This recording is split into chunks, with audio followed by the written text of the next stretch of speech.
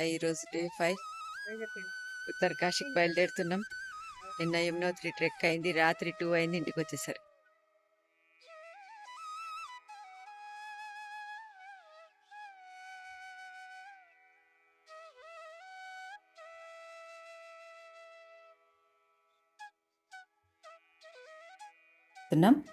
On the way ఇక్కడ lunch చేయడానికి ఆగినాం. పక్కన చూడండి వాటర్ ఫాల్ ఎంత బాగుందో కదా.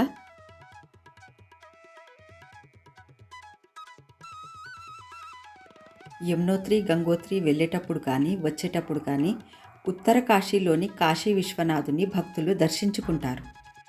ఈ త్రిశూల్ని టచ్ చేస్తే వైబ్రేట్ అవుతుంది, ఎందుకంటే ఆదిశేషుని పడగ మీద ఈ త్రిశూల్ ఉందని అంటారు. ఎలాంటి ధాతులు ఉపయోగించి ఈ త్రిశూల్ని తయారు చేశారో అనేది ప్రశ్నార్థకం. మహమ్మదీయుల నుంచి కాశీ విశ్వనాథుని సంరక్షించాలనే ఉద్దేశంతో కొందరు భక్తులు ఏం చేసిండ్రు, కాశీ విశ్వనాథ జ్యోతిర్లింగాన్ని ఇక్కడ ప్రతిష్ఠించిండ్రు.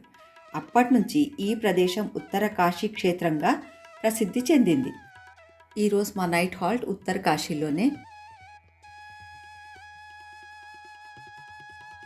ఉత్తర కాశీ నుంచి భగీరథి రివర్, హిమాలయాస్ వ్యూ చూసుకుంటూ 100 కిలోమీటర్స్ ట్రావెల్ చేసి గంగోత్రికి అయితే చేరుకున్నాము.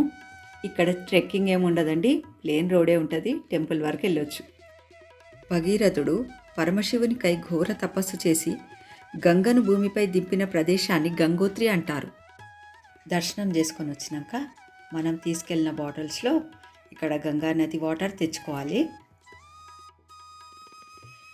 ఇక్కడ నుంచి 18 కిలోమీటర్స్ దూరంలో గోముఖ్ ఉంటుంది.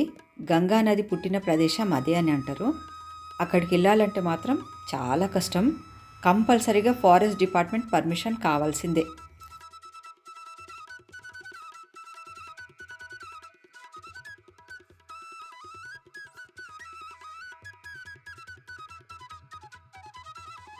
ఇక్కడ కొంచెం ముందుకు వచ్చినాక వాటర్ ఫ్లో అవుతుంది. ఎంత చల్లగా ఉన్నాయో నీళ్ళు. ఇక్కడ మంచిగా టైం స్పెండ్ చేసినాం, మళ్ళీ రిఫ్రెష్ అయ్యి ముందుకు సాగినాం. ఉత్తరాఖండ్ అంటే దేవభూమి అని అంటారు. ఇక్కడ ఆలయాలు, వాతావరణం ఆహా ఎంత బాగుందో, మనసుకు ఎంతో ప్రశాంతంగా అనిపిస్తుంది ఇక్కడ.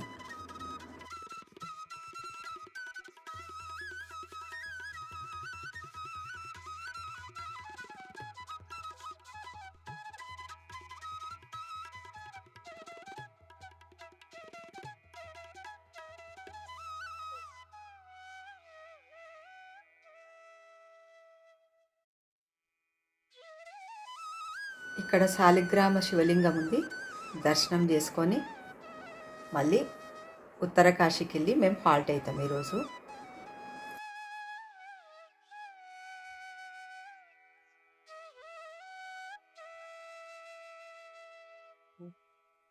Hi, today is day 7.